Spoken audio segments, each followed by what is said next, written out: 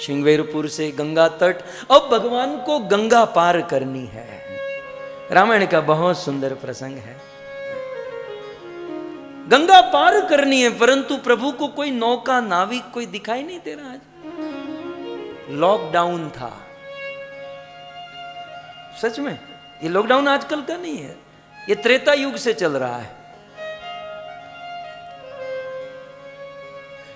पहला लॉकडाउन तो मोदी जी ने कराया, अब ये स्टेट की गवर्नमेंट सब कर रही है। लेकिन दुनिया का सबसे पहला लॉकडाउन केवट ने कराया।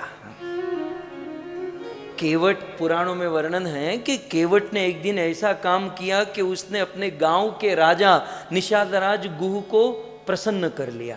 बोले केवट जो वरदान चाहिए मांगो। केवट ने कहा आज नहीं, समय आने पर मांगूंगा। दिन महीने साल बीते और भगवान रामचंद्र आने वाले हैं, गंगा पार करने वाले हैं। केवट के मन में हुआ कि प्रभु मेरी नौका में बैठे ना तो काम हो जाए, प्रभु को मेरी नौका में बैठे। और केवट भी कौन है? आध्यात्मिक जगत का भगवान का नित्य पार्षद। एक दिन भगवान विष्णु शेष शैया पर सोए थे, लक्ष्मी जी चरण दबा रही थी और क्षीर सागर से एक कछुआ बाहर आया प्रभु के चरण को छूने के लिए। लक्ष्मी जी ने हटा दिया। चाय से किटली गर्म होती है, सॉरी दूध से किटली ज्यादा। फिर से वो कछुआ बाहर आया प्रभु के चरण को छुए, क्योंकि साधु संत महात्मा प्रभु के चरणों के पीछे पड़े रहते हैं।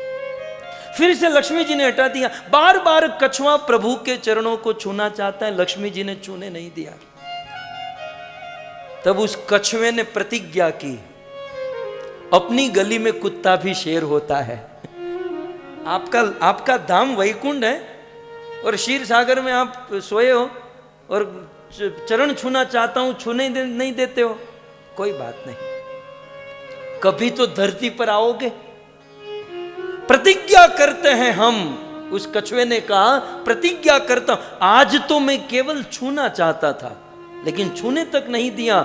अब मैं प्रतिज्ञा करता हूं कि जब धरती पर आओगे आपके चरण छूऊंगा, चरण धोऊंगा और उस चरण जल का पान करूंगा, और यदि नहीं किया तो मैं भी आपका भगत नहीं। प्रतिज्ञा कर ली उस कछुए ने, और वही कछुआ त्रेता में केवट बना। और भगवान रामचंद्र आने वाले थे तो केवट रात को सो नहीं पाया। केवट की पत्नी कहती है प्रभु सो जाओ ना, क्यों चिंता कर रहे हो, क्या प्रॉब्लम है? बोले कल प्रभु राम आने वाले और मैं उसको मेरी नौका में बिठाना चाहता हूं। तो बोले बिठा देना। बोले कितने सारे ऑटो रिक्शा वाले खड़े होंगे, सब लोग कहेंगे मेरी ऑटो में बैठो, मेरे में बैठो। तो प्रभु मेरे में कैसे बैठेंगे? तब केवट की पत्नी ने प्लान दिया, प्रभु याद करो राजा ने हमको वरदान दिया है और आपने थापी के रूप में रखा है, जाओ मांग लो उनसे। केवट के दिमाग की खिड़की खुल गई। रात को 12 बजे गुह के पास गए, राजा ने दरवाजा खोला। राजा ने कहा कि रात को 12 बजे?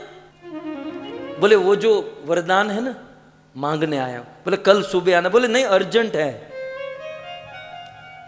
चलो मांगो, क्या चाहिए? बोले एक ही चीज चाहिए कि कल गंगा तट पर लॉकडाउन कर दीजिए, कर्फ्यू लगा दीजिए। ये तो नींद में था राजा, आधा तो नींद में था। बोले ऐसा क्यों?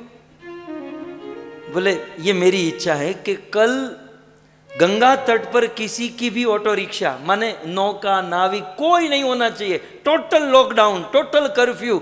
इसने आदेश दे दिया, विसल बजवा दिया, ढंढेरा पिटवा दिया कि सबकी नौका अपने अपने घर ले जाओ, तो टोचन वैन भेजूंगा, सारी नौका जमा हो जाएगी। सब लोग अपनी अपनी नौका को लेकर घर पर। नहीं तो प्रश्न होता है ना कि थोड़ी सी नदी होती है तो वहां कितने नाविक नौका वाले होते हैं। इतना बड़ा गंगा का पट है तो केवल एक केवट ही वहां पर क्यों? क्योंकि केवट ने कर्फ्यू लगवा दिया था और बंदा बिल्कुल कॉन्फिडेंस में था। मुझे केवट पात्र बहुत पसंद है।